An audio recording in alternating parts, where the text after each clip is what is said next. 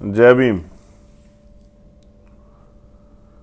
आज हम लोग जोधपुर में हैं और जोधपुर में किस वजह से ये आपको जानकारी लगभग जो लोग फेसबुक और ट्विटर, यूट्यूब या जो लोग एक्टिव हैं उन लोगों को जानकारी है कि मैं जोधपुर में क्यों।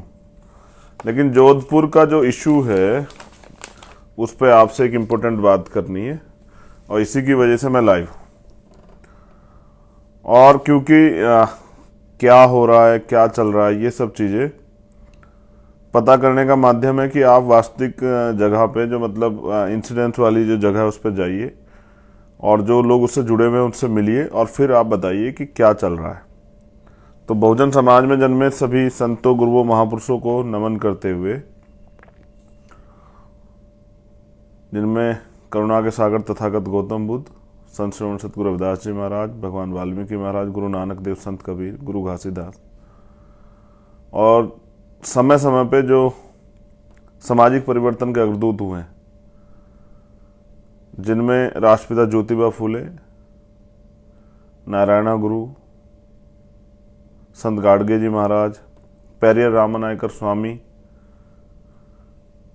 राष्ट्रपिता ज्योतिबा फूले, छत्रपति साहू जी महाराज, बाबा साहब अम्बेडकर, उनके साथ साथ बाबू जगदेव प्रसाद कुशवाहा, जननायक कपूरी ठाकुर, महामना रामस्वरूप वर्मा, संत राम बीए,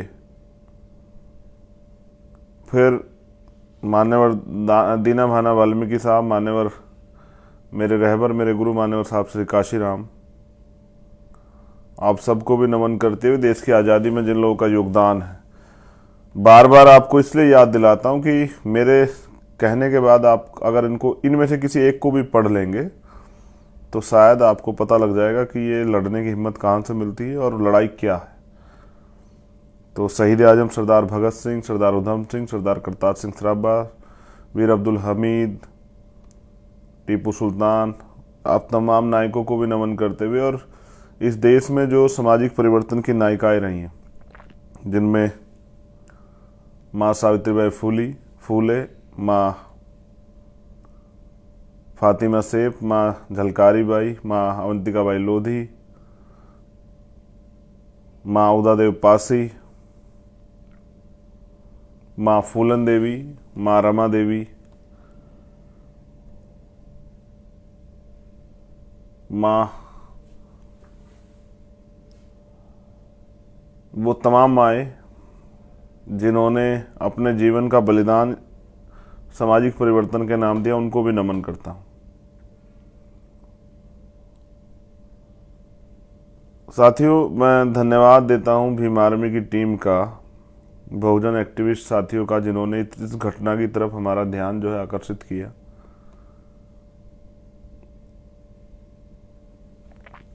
ये जितेंद्र पाल मेघवाल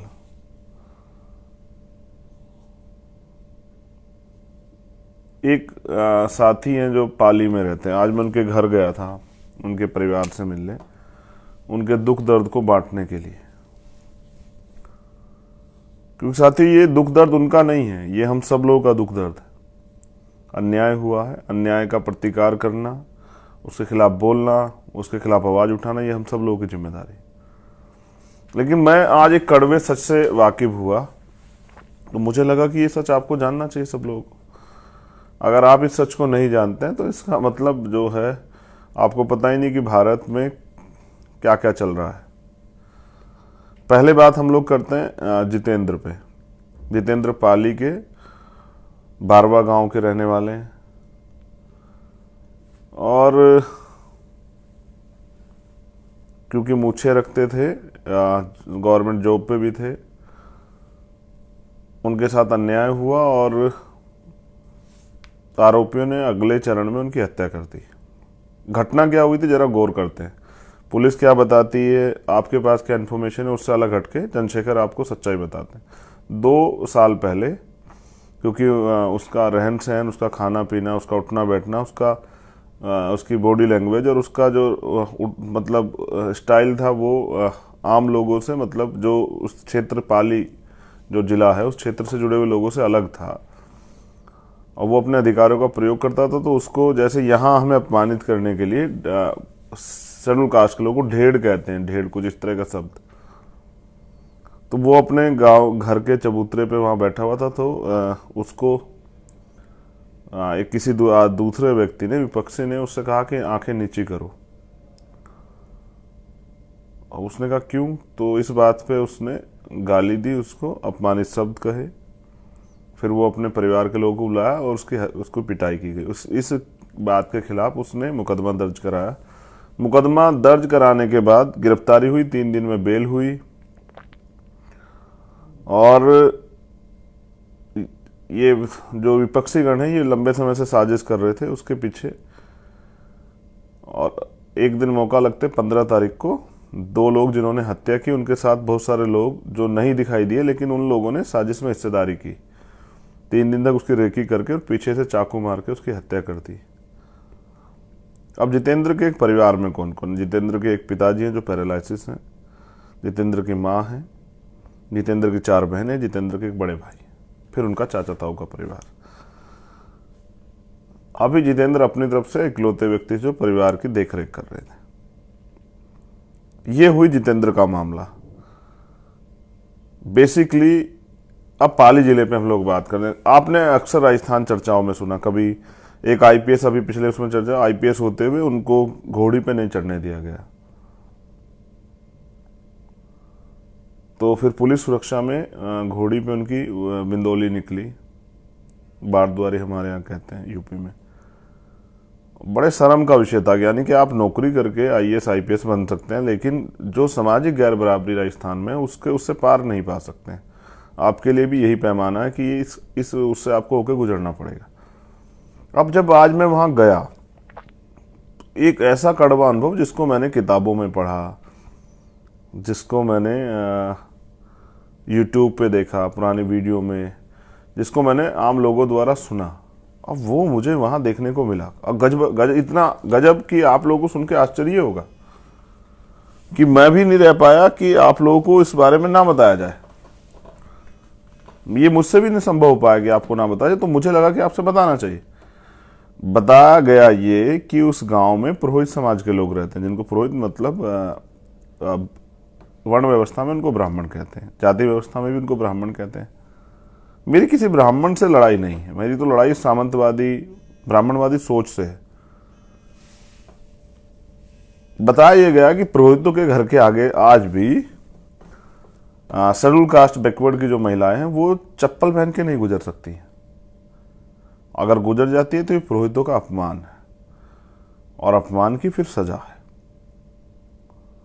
आजाद भारत है, तमाम संविधान ने अधिकार दिए हैं, फिर आप गांव में किसी के घर के सामने से पढ़ लिख के डॉक्टर इंजीनियर बन के, या फिर एक एजुकेटेड बेटी बहन होके माँ होके आप चप्पल उठा के चलेंगे, उस बेटे पे क्या गुजरती होगी जिसकी माँ को ऐसा करना पड़े या करने के लिए मजबूर किया जाए। कुछ गांव ऐसे हैं पाली जिले में जहां आज भी मोटरसाइकिल पर बैठकर आप नहीं निकल सकते हैं। मूछें रखना तो बहुत बड़ी बात है। एक और घटना पता लगी कि एक महिला ने राजस्थानी जो ड्रेस है वो पहन ली थी, तो इन्हीं जातीय दम भरने वाले लोगों ने उस महिला को जबरदस्ती खींच के उसके वो वस्त्र निकाले, उसको नग्न किया, और जब तक उसके घर से वो कपड़े नहीं आए, उसके आम कपड़े, तब तक उसको नग्न नहीं रखा। फिर जब आम कपड़े आए तब उस कपड़ों को पहना के उसको वहाँ से भेजा। मतलब एक तरह से इस देश के जो भव्यता है, यानी कि अच्छे कपड़े और अच्छा खान पीन रहन सहन, उन सब चीज़ों पे यहाँ एक विशेष वर्ग का कब्जा है। और फिर जैसा मैंने आपको कहा कि यहाँ से बहुत सारी वीडियो वायरल होती हैं, जानबूझ के की जाती है, कभी नाक रगड़वाने की, कभी पेशाब पीने की, कभी इस तरह की। तो मैं बड़ा अचंभित था कि यार ये होता होगा पहले, क्योंकि यूपी से आते हैं तो यूपी में तो नहीं होता, अब कहीं कहीं होता होगा यूपी में इस तरह की स्थिति की भाई, लेकिन यहाँ आके तो बड़ा अचंभा था कि ये क्या है। अब ये बड़ा असहनीय है। तो आज हमने तय किया कि 1 साल में आज़ाद भारत में जो सामंतवादी व्यवस्था चल रही है, जो अन्याय चल रहा है, इसका प्रतिकार करना है, इसको खत्म करना है, इस गुलामी को काटना है। और लोग लड़े किसके भरोसे? क्योंकि यहाँ तो 71 साल से तो लोकतंत्र ही चला रहा है, हमारे MP MLA बनते हैं, और यहाँ हमारे चीफ मिनिस्टर भी रहे हैं पहाड़िया जी राजस्थान में, तो नहीं बदला। यानी कि विधायक MP बनने से तो नहीं बदलता है, यानी कि अगर आप मुख्यमंत्री बन जाए तो भी नहीं बदलता है, सरकार बदलने से भी नहीं बदलता है। बदलता कैसे? बदलता ऐसे जब आप इसके खिलाफ कोई ठोस काम करते हैं, या फिर अगर आप ताकत में होने के बावजूद ताकत में आने पर इसके खिलाफ कोई एक्शन लेते हैं। ना ये किसी राजनीतिक दल का एजेंडा है कि ये होना, इसको ख़त्म करना चाहिए, ना ही किसी सरकार का एजेंडा है, ना ही किसी नेता का एजेंडा है। हाँ, मगर ये अपमान लगातार जारी है। ये है राजस्थान।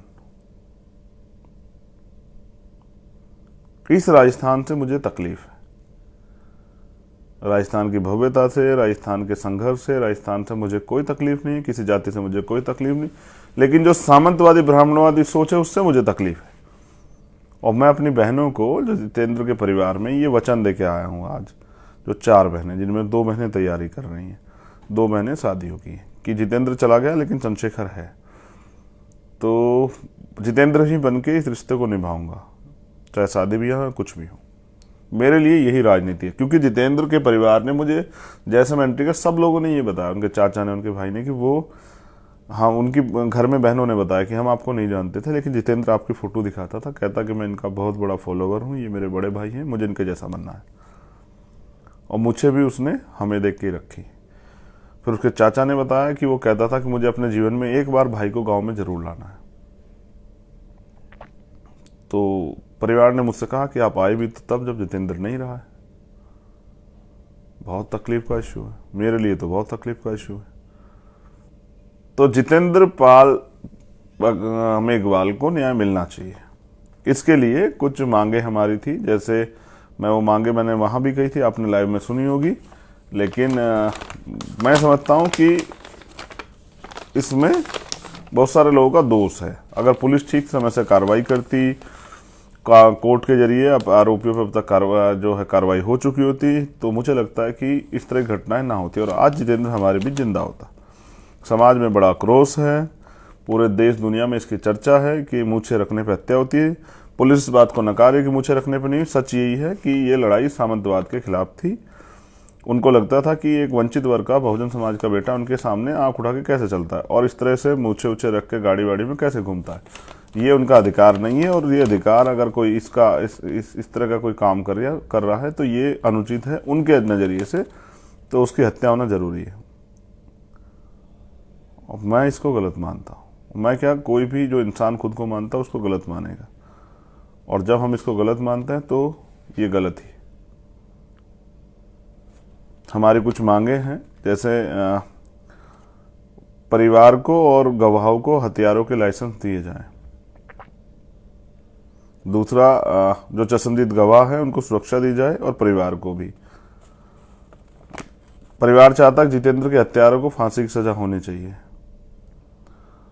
हमारी मांग ये थी कि परिवार के एक व्यक्ति को, क्योंकि जितेंद्र भी सरकारी नौकरी पर चला गया था और अभी परिवार के पास पूरा भविष्य जीवन है, जिस माँ बाप ने पाल के इतना बड़ा किया, उनके तो सारे सपने ही खत्म हो गए, तो जितेंद्र के परिवार को एक सरकारी नौकरी दी जाए। दूसरा, हम चाहते हैं कि जितेंद्र के परिवार को, क्योंकि बहनें अभी छोटी हैं, वो पढ़ रही हैं, वो भी अच्छी शिक्षा लेना चाहती हैं, माँ भी है, पैरालाइसिस पिता भी हैं, भाई भी है, भाभी भी है, घर की जिम्मेदारियां भी, तो 50 लाख रुपए का मुआवजा दिया जाए। एक, क्योंकि ये हत्या, जैसे मैंने बताया कि 2 लोगों ने नहीं की है, 2 लोग होते तो शायद वो जवाब दे देता, तो बहुसंख्यक रूप से मिलके और घेर के अपने वाले क्षेत्र में रास्ता बंद करके ये किया गया है। तो इसकी पूरी जांच हो, और जो लोग इसमें दोषी पाए जाए, जिन लोगों ने षड्यंत्र किया, उन पर भी कार्रवाई हो। और यहाँ राजस्थान में केस ऑफिसर स्कीम है, उसके अनुरूप ये चले। हमारा कहना था कि फास्ट ट्रैक कोर्ट में चले। अब ये हमारी मांगे, कुछ मांगों पर सहमति नहीं, 2 मांगे जिन पर सहमति नहीं बनी थी, जैसे नौकरी और मुआवजा। इसके लिए हमने यहाँ के अधिकारियों से बात की और उनसे अपना ज्ञापन दिया, और उनसे कहा कि क्या तो मुख्यमंत्री मना कर रहे थे कि हम नहीं देना चाहते, और नहीं देंगे तो हमसे ली जाएगी तो हम ले लेंगे, या फिर मुख्यमंत्री जी हमारी बात को माने। इसके लिए हमने उनको 25 तारीख तक का समय दिया है। आज 22 तारीख है, कल 23 है, परसों 24, 25 तक उनकी, 26 को शाम तक मुझे यहाँ आना है। अगर ये मांगे पूरी नहीं हुई, फिर यहाँ आंदोलन चलेगा, इस आंदोलन के बाद ये स्वाभिमान यात्रा और अधिकार यात्रा जाएगी। अगर 25 तक मांगे पूरी, 26 तारीख में यहाँ से मोर्चा 26 में यहाँ धरने बैठेगा, 27 तारीख से हम लोग मूव करेंगे जयपुर की तरफ। फिर जयपुर में ये आंदोलन चलेगा मुख्यमंत्री आवास के बाहर। और राजस्थान में हम ये अन्याय बर्दाश्त नहीं करेंगे। राजस्थान में हम कहीं भी अन्याय नहीं बर्दाश्त करेंगे। लेकिन फिर आपसे कह रहा हूँ कि सर, हमारी जान इतनी सस्ती नहीं है और हम यहाँ मरने के लिए पैदा नहीं हुए। हम यहाँ सम्मान से, स्वाभिमान से और अपने अधिकारों के जीवन को जीने के लिए जो संविधान ने हमें अधिकार दिए, हम उनके लिए। और किसी को अधिकार नहीं कि हम अपने अधिकारों का प्रयोग करेंगे तो कोई हमारी हत्या कर दे। मेरी उनसे कोई लड़ाई नहीं, लेकिन मैं उनसे फिर कह रहा हूँ कि अपने दिमाग को ठीक करें। जो गोबर भरा हुआ उसको निकालें, इंसान बने, जानवर बनने से बचें। क्योंकि कल जब ये अन्याय बढ़ेगा तो इसके विरोध में क्रांति भी जन्म लेगी। और जब क्रांति जन्म लेगी तो आपका जातीय दम भी है जो है ना, ये कोड़ियों के भाव बिक जाएगा। रही बात, आप लोग चिंता भी कर रहे हैं कि मेरी गाड़ी पे हमला हुआ, तो नहीं, वो हमला है वो। लेकिन मुझे लगता है कि वो कुछ बच्चे थे जो गुब्बारे खेलना चाहते थे होली हमसे, और आज हमारा होली खेलने का मन नहीं था। क्या उसका कारण ये रह सकता? क्या तो वो नौजवान लड़के हैं क्यों, जिन्होंने जो मेरे बारे में नहीं जानते हैं, मेरा कार्य नहीं जानते हैं, मेरा इतिहास नहीं जानते हैं, या फिर वो किसी ने उनको साजिश करने के लिए कहा। और अगर समझदार होते तो ऐसी गलती नहीं करते। किससे टकरा रही है उनको पता होना चाहिए था। खैर, पुलिस अपने आप उनको ढूंढेगी, कार्रवाई करेगी, इससे मुझे फर्क नहीं पड़ता है। उनको एक गलतफहमी थी कि हम डर बढ़ जाएंगे, तो डरना तो हमने सीखा ही नहीं। ये तो हमारी डिक्शनरी में नहीं है डरना वर्ड। लेकिन मेरा भी आपसे कुछ कहना है। 71 साल का लोकतंत्र, सब चीजें बदली हैं। विधायक MP बने, आपके आसपास के लोग बने, लेकिन इस अन्याय के खिलाफ कभी किसने आवाज नहीं उठाई। और मुझे लगता है कि लोगों को लगता है ये न्याय नहीं, ये तो उनकी किस्मत का फैसला है कि अगर उन्होंने जन्म लिया इस जातियों में, इन वर्गों में, तो ये अन्याय उनको सहना पड़ेगा। लेकिन मैं आपसे कह रहा हूं, जो लोग इस बात पे हंसते हैं कि हमें वोट नहीं मिला है, जो लोग इस बात पे हंसते हैं कि हमारी जमानत जब्त हुई है, तो आपको क्या लगता है, आप मुझे हराने के लिए सोच रहे हैं? नहीं, आप मुझे नहीं हरा रहे हैं। आप किसी लड़ने वाले व्यक्ति से उसके हथियार छीन रहे हैं।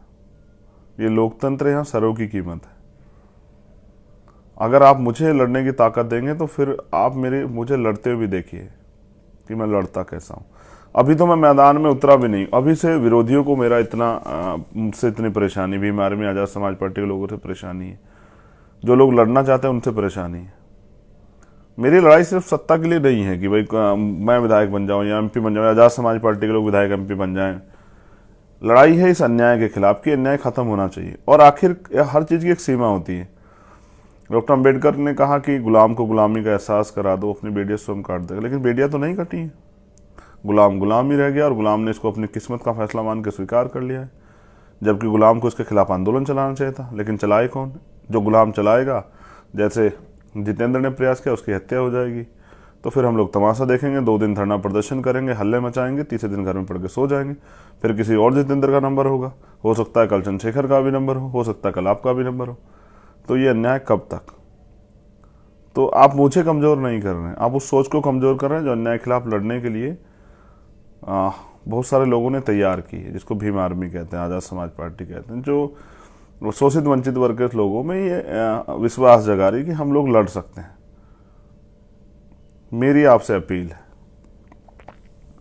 25 तारीख तक मुख्यमंत्री की, 26 हमारी है। राजस्थान के लोगों से मेरी अपील है कि जब ये मांग पूरी ना हुई तो आप देखना कि फिर अपने हकों के लिए कैसे लड़ा जाता है राजस्थान में। 26 तारीख को मैं यहाँ आऊँगा और 27 तारीख को हम लोग पैदल मार्च करेंगे। दूरी लगभग 350 किलोमीटर है।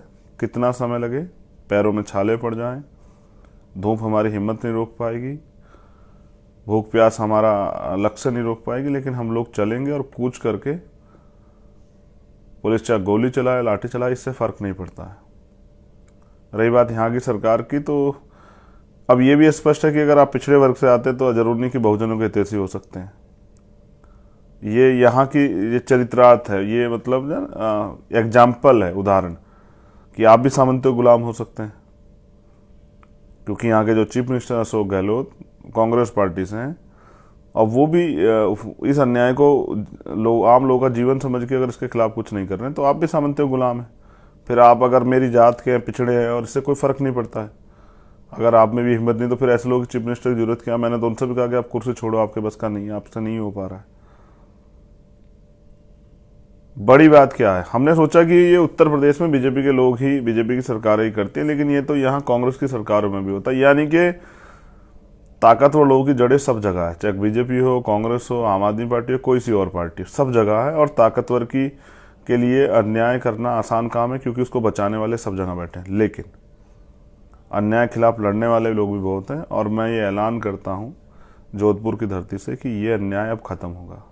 मुझे आपके साथ की जरूरत है, आपके सहयोग की जरूरत है। आप इस लड़ाई में भागीदार बने, और या फिर तय करें कि गुलामी का जीवन ही स्वीकार करना है या इस अन्याय को खत्म करना है, इस कुरीतियों को, कुप्रथा को खत्म करना है। क्योंकि जब आप बहनों माताओं के सम्मान की बात करते हैं तो मुझे लगता है इससे बड़ा अपमान कुछ नहीं होगा कि आप, जैसे मैं कहता था कि महिला इस देश में 2 दर्जे के नागरिक हैं, गुलाम हैं परिवार के, लेकिन ये तो उससे बड़ी गुलामी है। हम तो यहाँ गुलामों से भी बड़े गुलाम, राजस्थान में पाली जिले में, और ऐसे बहुत सारे जिले हैं यहाँ। मैं राजस्थान के युवाओं से भी कहना चाहता हूँ, अगर आप इसको अपना जीवन मान चुके हैं और इस गुलामी में जीना चाहते हैं तो कोई बात नहीं, ये आपका अधिकार है। लेकिन आप अगर कुछ करके दिखाना चाहते हो और चाहते इस अन्याय से ये अन्याय खत्म हो, तो फिर आप साथ दीजिए। आज जो लोग पहुंचे बीमारी में, आज़ाद समाज पार्टी और उनसे अलग जो संगठन के लोग पहुंचे, उन सबका भी दिल गहरे से आभार करता हूं। आज एक अच्छी चीज़ मैंने देखी कि बहनें माताएं बड़े पैमाने पर थी, हजारों हजारों बहनों माताएं आई थी। ये इस बात का प्रमाण है, और कई जगह मुझसे वो रोड पे भी खड़ी मिली, और वो उन्होंने मुझसे एक ही कहा कि उन हत्यारों को फांसी होनी चाहिए। ये इस बात का प्रमाण है कि ये यहाँ की महिलाएं अन्याय को महसूस करती हैं और वो इसके खिलाफ लड़ना चाहती हैं। मैं उनका धन्यवाद करता हूँ, बहनों माताओं का जरूर, बच्चियों का, अपनी, उन हर एक साथियों का जो वहाँ गए। क्योंकि मुंह से बोल देना ही बहुत होता है, आप तो निकल के गए, आपका धन्यवाद। लेकिन याद रहे, लड़ाई तो अभी शुरू हुई है, और किसी जितेंद्र मेघवाल को इस तरह ना मारा जाए। और उसके मेरे यहाँ रहती 2-3 घटनाएं आसपास की पता लगी है मुझे। मैं कल यहाँ के अधिकारियों से मिलूंगा, आज भी मैं यहाँ के आईजी रेंज के अधिकारियों से मिल के आया हूँ, उनको अपनी जानकारी जो मतलब जो यहाँ मेरे पे एप्लीकेशन 6-7 आई थी वो पहुँचा के आया हूँ। कई ऐसे मामले जिन पर कार्रवाई नहीं हुई, तो अन्याय तो चल रहा है। अब आपको तय करना है अन्याय के खिलाफ आप लड़ते हैं, नहीं लड़ते हैं, या फिर अन्याय को अपना जीवन मान के और आप भी मुंह पे उंगली रख के और कानों में रुई लगा के घर में पड़ के सोते हैं। क्योंकि ऐसा नहीं, जोधपुर में बहुत ताकतवर है, लेकिन जोधपुर से 100 किलोमीटर के आसपास हम जानवर से बुरा जीवन जी रहे हैं।